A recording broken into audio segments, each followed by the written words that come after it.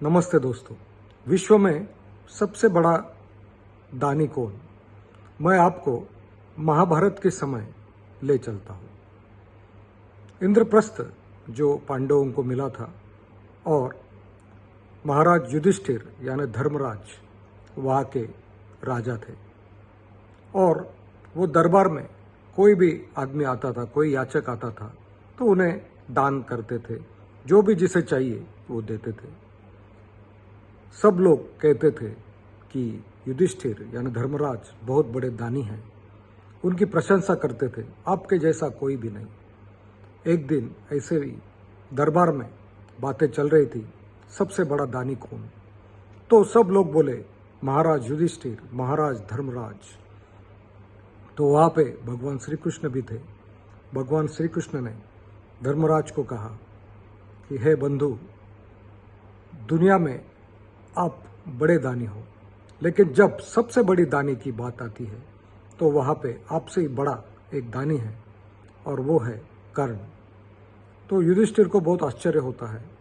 युधिष्ठिर भगवान श्री कृष्ण को कहते हैं कि हे केशव, आप हमारे लिए बहुत आदरणीय हैं, आपकी इच्छा ही हमारे लिए आदेश होता है, आप सब कुछ जानते हैं।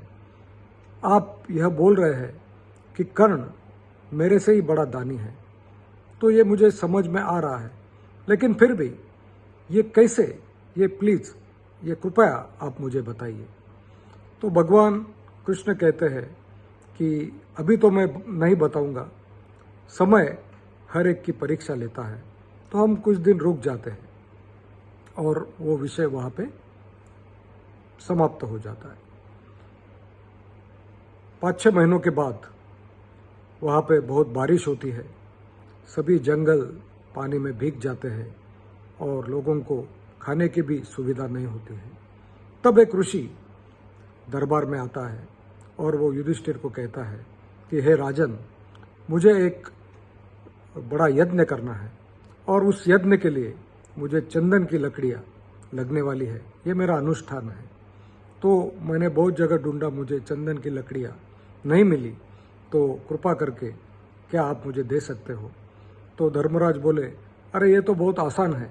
और उन्होंने सेवकों को बुलाया और कहा कि जंगल में जाके चंदन की लकड़ियाँ लेके आओ और इन ऋषिवर को दीजिए ताकि इनका यज्ञ हो जाएगा। सभी सेवक जंगल में जाते हैं, बहुत ढूंढने के बाद वो लौट आते हैं, खाली हाथ आते हैं और युधिष्ठिर को कहते हैं कि महाराज, इतनी बारिश हुई, सब जगह बाढ़ आई, तो सभी जंगल गीले हो पड़े हैं और इसलिए चंदन की लकड़ी हम नहीं ला पाए, क्योंकि वो सब गीली है, जल यज्ञ में सूखी लगती है, तो इसलिए हम नहीं ले पाए, इसमें हमें किधर भी कुछ मिला ही नहीं। तो युधिष्ठिर ऋषि को कहता है कि अभी तो फिलहाल ये असंभव है। तो ऋषिवर वापस जाने लगते हैं, निराश होते हैं। तो कृष्ण कहते हैं कि हे ऋषिवर, आपको यहाँ पे चंदन की लकड़ियाँ नहीं मिली, लेकिन क्यों आप महाराज कर्ण की ओर नहीं जाते? अगर आप वहाँ पे जाओ, आप अगर उनको मांगते हो तो मुझे लगता है कि जरूर आपको चंदन की लकड़ियाँ मिलेंगी।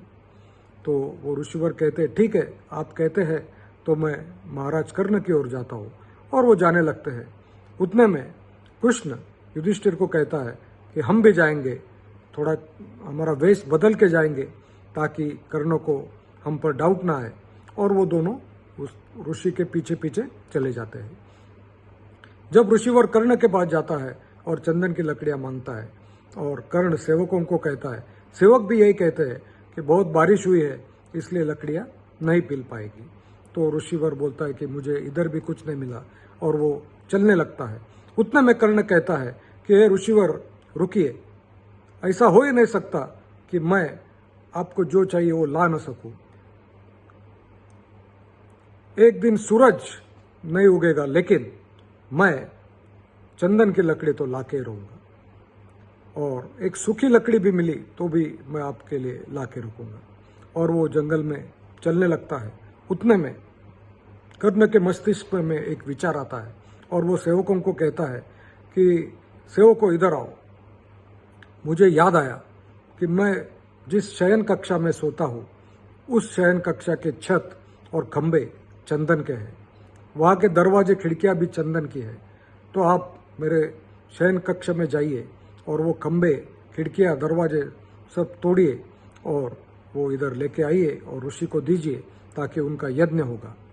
और सब सेवक उसके शयन कक्ष में जाते हैं कर्ण के, और पूरा वो शयन कक्ष ध्वस्त करके वहाँ से लकड़ियाँ लेके आते हैं, और कर्ण उस ऋषि को वो लकड़ियाँ देता है, नमस्कार करता है और कहता है कि इसके आगे आपका यह यज्ञ अच्छा हो जाएगा, ये आप लकड़ियाँ लेके जाइए।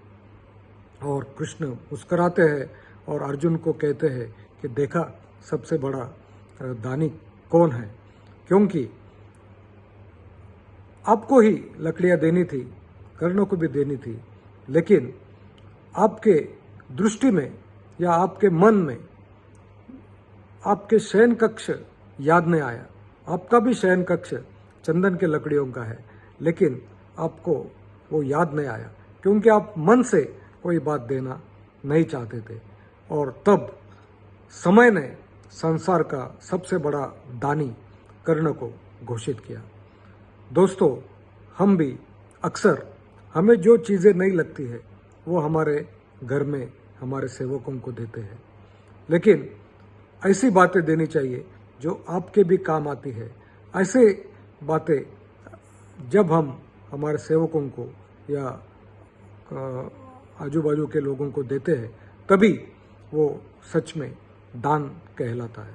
तो हम जिस ऑर्गेनाइजेशन में काम करते हैं, जिस बिजनेस ऑर्गेनाइजेशन, सोशल ऑर्गेनाइजेशन में हम काम करते हैं, तो हमें जो भी मुनाफा होता है तो हम CSR के जरिए हम लोगों को डोनेट कर सकते हैं क्या, ये हमें सोचना चाहिए। हम जिस संस्था में काम करते हैं उस संस्था में हम कुछ हमारा धन या कुछ हमारी चीज़ें हम डोनेट कर सकते हैं क्या, उसका यूज़ लोगों को हो जाए, ये हम अगर सोचते हैं तो हम भी कर्ण के पथ पर चल सकते हैं। धन्यवाद। जय श्री कृष्ण।